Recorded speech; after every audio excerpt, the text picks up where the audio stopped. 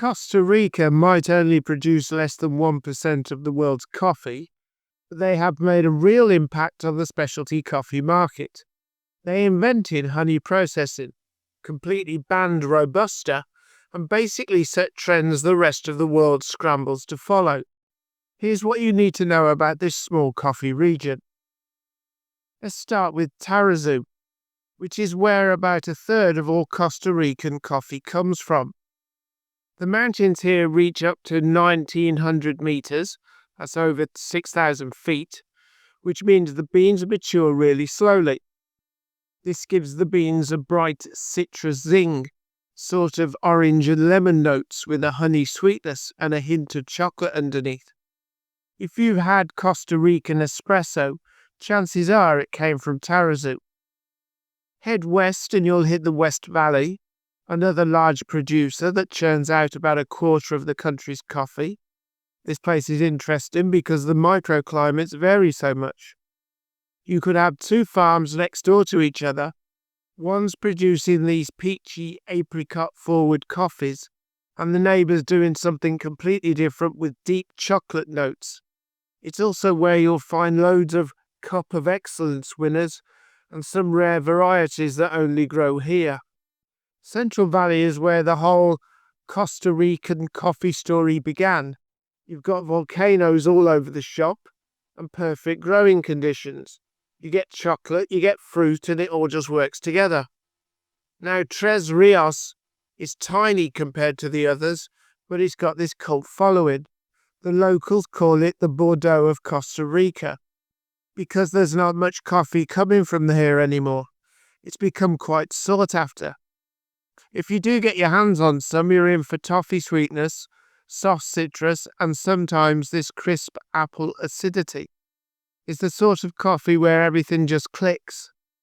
The other regions, Brunca down south gives you syrupy sweet coffees. Guanacaste up north has this brown sugar thing going on, plus a couple of smaller, less well-known regions. Costa Rica invented honey processing.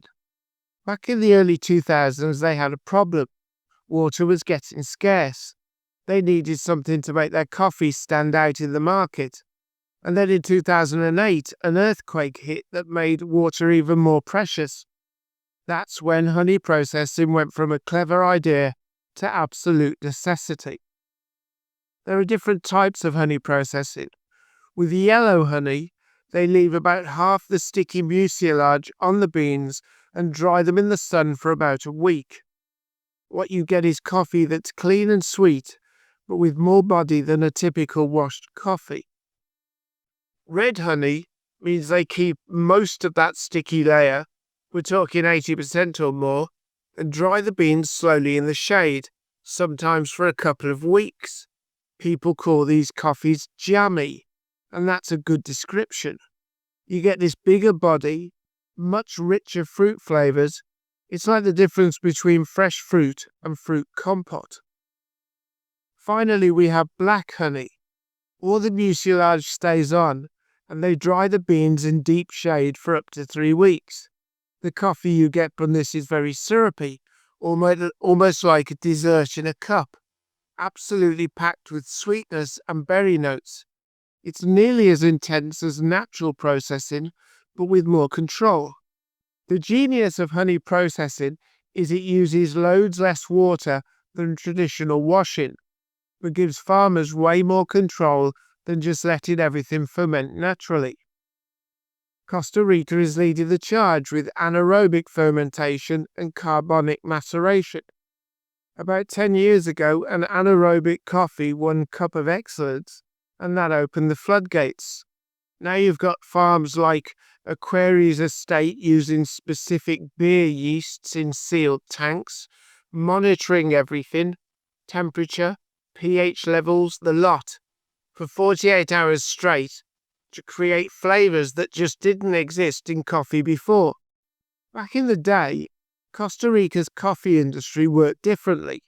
Everything went through these big regional processing centres. Don't get me wrong, the system worked brilliantly.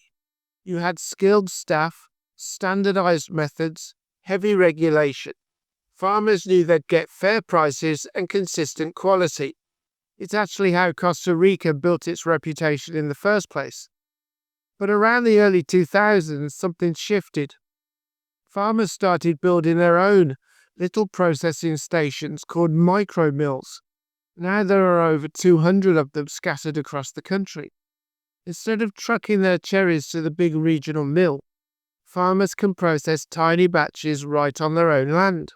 They control every single aspect: how long it ferments, how it dries, what methods they use. What this means is one farm might be producing 3 completely different coffees at the same time.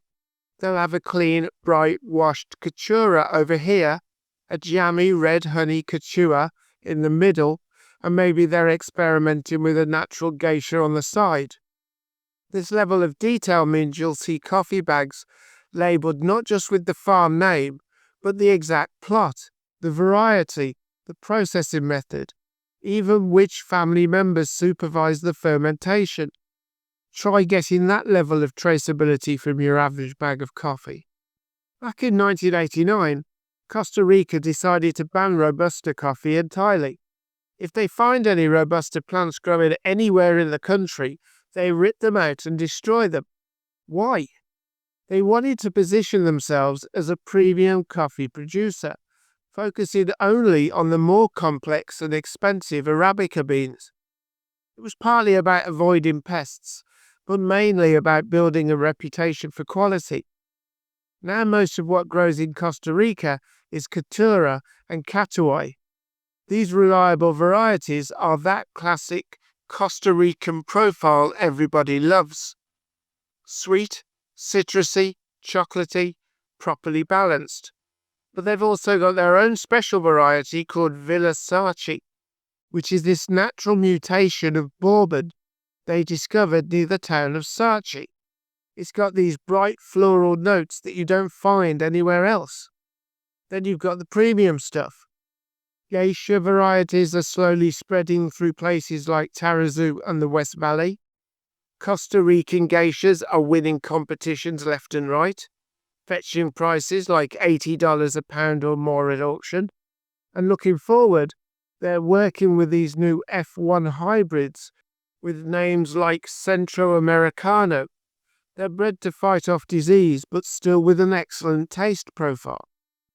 Costa Rica's top grade is called Strictly Hard Bean, SHB for short.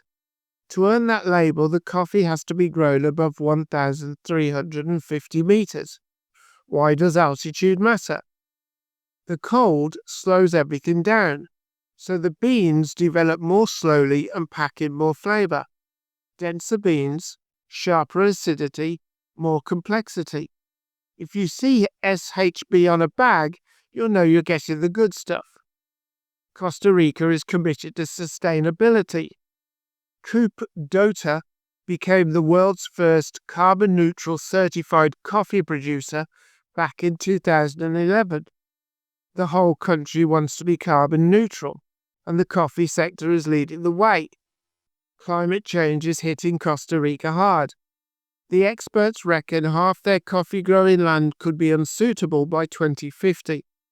The 2023-24 harvest was the lowest in decades because of weird weather patterns.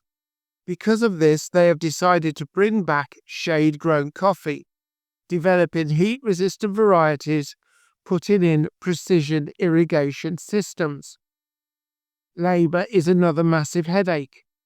The industry relies heavily on workers from Nicaragua, and when there are shortages, cherries literally rot on the trees. They're trying everything: better benefits, insurance packages, mechanization where the landscape allows. They're even running programs to get more Costa Ricans interested in coffee picking, which hasn't traditionally been popular with locals. Then there's the muddy side. Global coffee prices have been rubbish, and the Costa Rican colon is strong, which squeezes farmers from both ends. So what are they doing? Focusing even more on quality to justify premium prices. Loads of farms are getting into coffee tourism. You can stay on the farm, pick cherries, see the whole process. So what about you?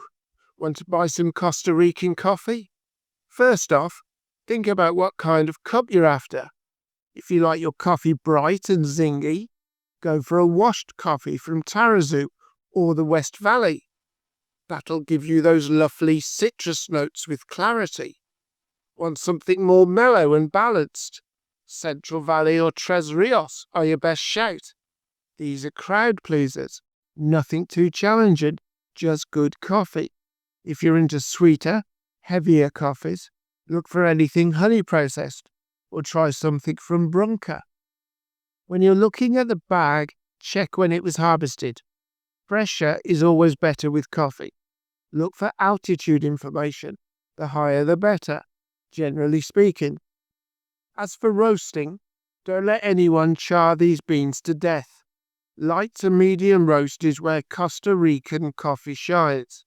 You want to taste the origin, not the roast, and get yourself a decent grinder. SHB beans are dense and need a proper grinding to extract well. Costa Rica proves you don't need to be a massive producer to be important. They're showing everyone how it's done, from inventing honey processing to going all in on quality with their Arabica-only law, from leading on sustainability to pushing the boundaries with fermentation.